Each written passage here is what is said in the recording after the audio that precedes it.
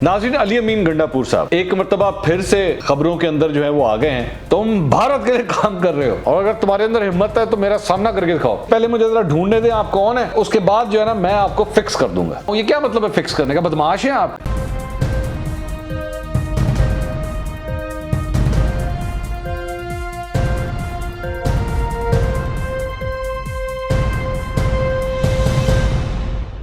अस्सलाम वालेकुम नाज़रीन, मैं हूं मंसूर अली खान। अपने YouTube चैनल के ऊपर आपको खुशामदीद कहूँगा। सबसे पहले आपसे दरख्वास्त के चैनल को सब्सक्राइब करना मत भूलिएगा और बेल आइकन ज़रूर प्रेस कीजिएगा। नाज़रीन, अली अमीन गंडापुर साहब एक मरतबा फिर से ख़बरों के अंदर जो है वो आ गए हैं और ज़ाहिर बात है ये तो हो नहीं सकता कि वो अपने आप को कंट्रोवर्सी से दूर रखें। या तो कंट्रोवर्सी उनको ढूंढ लेती है या वो कंट्रोवर्सी को ढूंढ लेते हैं। माजी के अंदर भी जारी बात है, जब अभी इन्होंने ये आज़ाद जम्मू कश्मीर के जो इलेक्शंस हो रहे थे उसमें जिस तरह इन्होंने कैंपेनिंग की और इलेक्शन कमीशन ने जब रिक्वेस्ट की कि जनाब ताड़ी मेहरबानी आप ज़रा इस खत्ते से बाहर ही चले जाएं तो बेहतर है, तो वज़ीर आज़म जो है उनको अपने साथ लेकर आए, अपने साथ ला के स्टेज के ऊपर बिठाया। जिस किस्म की ज़बान उन्होंने अपने जलसों जुलूसों के अंदर इस्तेमाल की और जो कुछ भी हुआ, मतलब ये बंदा कंट्रोवर्सी से दूर नहीं रह सकता। इसके अलावा भी मतलब जो उनका रवैया है, आपको याद होगा वो उनके बेटे के साथ भी, बेटे की एक वीडियो आई थी जिसमें वो गाड़ी चला रहा था, तो उसके ऊपर भी वो सीधा हो गया, ये ऐसी तहसीब कौन होता है कोई मुझे कुछ कहने वाला। खैर एनीवेज, वो आपने जब इस किस्म के लोगों को ला के आपने इतनी इंपॉर्टेंट पोजीशंस दे दी हैं तो यू कैन जस्ट इमेजिन कि हमारे यहाँ पे जो ब्रेन है, जो इस मुल्क को चलाने वाले ब्रेन्स हैं, वो कितने को ब्रिलियंट हैं, कितने को मतलब आर्टिकुलेट हैं या कितने एकेडमिक हैं, जो इनके हाथ में आपने इस मुल्क की पॉलिसीज़ हाथ में ला के पकड़ाई हुई हैं। बाय द वे ये कश्मीर के अमूर कश्मीर के ये वजारत जो है वो इनके पास है, तो यू कैन जस्ट इमेजिन कि इनका ब्रेन सेल जो है वो कितना इम्पॉर्टेंट है और कितना काम कर रहा है। अच्छा, अब जो लेटेस्ट जो कंट्रोवर्सी हुई है ज़रा मैं वो आपके सामने रख देता हूँ। ये जनाब ट्विटर के ऊपर बेसिकली एक साहब हैं, शाहबाज उनका नाम है, उन्होंने एक अदद गलती ये कर दी, उन्होंने ट्वीट कर दी। सिर्फ ट्वीट क्या है? ट्वीट ये आप सामने देख सकते हैं, इसमें लिखा हुआ है जनाब फेडरल मिनिस्टर अली अमीन खान गंडापुर, ये बेसिकली उनको टैग किया उन्होंने, through use of police and mafia is pressurising my family and today on his orders police arrest my ailing father and brother without any prior complaints or legal notice. Police harassed my father and brother for more than 5 hours, though I don't have any trust or any kind of hope from PTI government or its citizen portal, but still I lodged complaints against Ali Amin and KPK police. I will surely knock at doors of court as well for legal proceedings.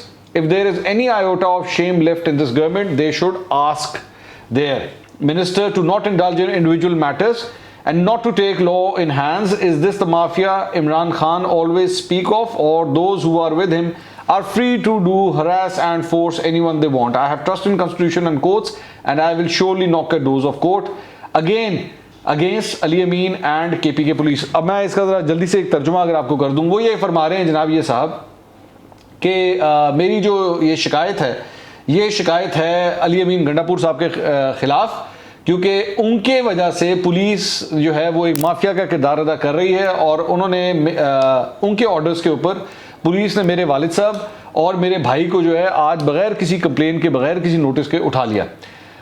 Police जो है वो मेरे भाई को और मेरे वालिद साहब को जो है वो 5 घंटे तक उन्होंने हरास किया।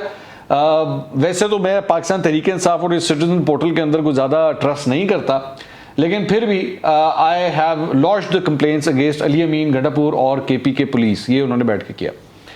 अच्छा, उन्होंने बाद में ये भी लिखा है कि ये मिनिस्टर का क्या काम है कि वो जो है वो इंडिविजुअल मैटर्स के अंदर इन्वॉल्व हो रहा है और अपना असर रसूख इस्तेमाल कर रहा है। Is this the mafia Imran Khan always speak of? क्या यही वो माफिया जिसका इमरान खान साहब जिक्र करते हैं? तो ये बेसिकली इन्होंने ट्विटर के ऊपर ये कंप्लेन की। मैं इसको इस तरह करें। अच्छा, उसका जवाब इन्होंने दिया। अब असल इंटरेस्टिंग बात है, जवाब क्या है वो देखने वाला है। Who are you? कौन है आप? I don't even know you, मैं तो तुम्हें जानता भी नहीं। Someone shared with me your nonsense, what are you up to and what is your problem and why are you blaming me for what I don't even know? आप मुझे क्यों इसका जिम्मेदार ठहरा रहे हैं जबकि मुझे तो पता भी नहीं है। From whom you are working, for whom you are working, sorry, for whom you are working, तुम किसके लिए काम कर रहे हो? I am sure for India, तुम भारत के लिए काम कर रहे हो. Let me first search out who you are, not earlier, who you are not earlier, but will fix you for sure now inshallah. अच्छा, पता नहीं इंग्लिश की उसको तोड़ फोड़ के लिखा हुआ है. उन्होंने कहा जी पहले मुझे ज़रा ढूंढने दें आप कौन है, और उसके बाद जो है ना मैं आपको फिक्स कर दूंगा. अच्छा, एक तो अली अमीन गंडापुर साहब, आप, मेरी रिक्वेस्ट है आप उर्दू में ट्वीट कर दिया करें. यकीन करें, मैं आपसे खुद रिक्वेस्ट करूंगा आप उर्दू में ट्वीट किया करें. मेरे ख्याल में आप उर्दू में बहुत अच्छी ट्वीट कर सकेंगे. वजह मत पूछिएगा, मैं बस आपसे ये रिक्वेस्ट करूंगा आप उर्दू में ट्वीट किया करें. ठीक है, एक बात. दूसरी बात ये जो ट्वीट आपने जवाब दिया है इसके अंदर दो इश्यूज हैं. एक तो भाई ये जो भारत वाला ये जो काम है ना, भारत भारत भारत, किसी ने कुछ कर दिया आपके खिलाफ, अच्छा भारत, और की कोई प्रॉब्लम होगी, अच्छा जी भारत. ये कोई लोकल सा कोई इशू है, ये आपके इलाके का इशू है. मैं ये नहीं कहता कि ये साहब ने जिन्होंने ट्वीट की है ये हो सकता है गलत हो रहे हो सकता है बिला वजह इन्होंने आपका नाम भी लिख दिया हो, लेकिन खुदा के लिए ये भारत भूरत वाले जो दिमाग है ना इसमें से बाहर निकला है. बस करें, काफ़ी हो गया. ये मंजन नहीं बिकता अब. ये हर बात के अंदर एक पाकिस्तान में अद्धा मसला जो है ना, वो आप किसी गली मोहल्ले के अंदर चले जाएं, पानी नहीं आ रहा है जी, अमेरिका करा रहे हैं सारा कुछ, और सड़क टूट गई जी, इंडिया ने कराया है. एक तो हमारे यहाँ पे आधे मसले तलाक़े भी अमेरिका करवाता है, घरों में झगड़े भी जो है वो इंडिया करवाता है. एक छोटा सा इशू है वो, उसको बेचारे को कहीं से गलतफहमी हो गई है, या हो सकता है वाकई हो, मुझे नहीं पता, कि जी आपका असर रसूख जो है ना इस्तेमाल हुआ है, उसके भाई को और बाप को उठा के ले गए. ठीक है, 5 घंटे उन्होंने मेरे ख्याल में उसकी कोई किया होगा, कोई चित्र परेड की होगी. वो ये समझता है कि इसमें आपका कसूर है. चलें, नहीं होगा, मैं कहता हूँ नहीं होगा.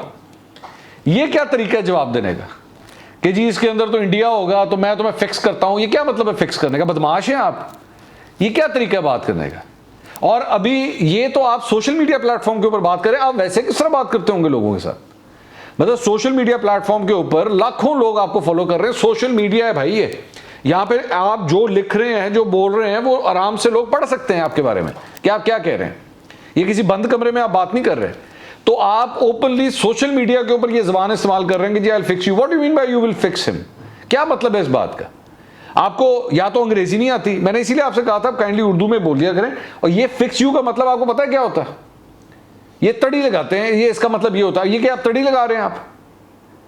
और मैं हैरान हूं, पता नहीं क्या बातें इमरान खान साहब को इनकी पसंद आती हैं. मतलब ये बदमाशियां पसंद आती हैं. वो जिस तरह वो पूरे आज़ाद कश्मीर के अंदर भी जिस तरह इन्होंने कैंपेनिंग की, मेरी समझ से बाहर इनको क्या चीज़ें इनकी पसंद आती हैं. और मैं वो जिस तरह मैंने आपको शुरू में कहा था ना, ये इनका एकेडमिक लेवल है, ये कितने आर्टिकुलेट हैं, ये कि क्या इनका विजन है. You can just imagine this. ये एक छोटी सी बात है.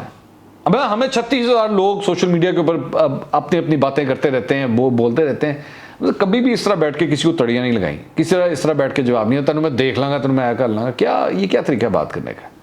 ठीक है. अच्छा, फिर उसके बाद एक और साहब हैं जिब्रान उमर खेल साहब. उन्होंने यही कहा, ये जो मैंने बात की उन्होंने भी बीच में जवाब दिया. उन्होंने कहा जी isn't this India blame game too old minister sahab, ये इंडिया वाली बातें जो ये कुछ ज़्यादा पुरानी नहीं होगी. उन्होंने भी बीच में कहा, वो उसको भी आगे से जवाब दे रहे. Mind your own business and tell me who is he. बताओ मुझे कौन है ये. If you know and have the guts to confront, और अगर तुम्हारे अंदर हिम्मत है तो मेरा सामना करके दिखाओ. And don't try to be extra smart, ज्यादा होशियार बनने की कोशिश मत करना. I am not free to waste my time, मेरे पास इतना फालतू टाइम नहीं है कि मैं जाया करूं on your nonsense comments. Understand?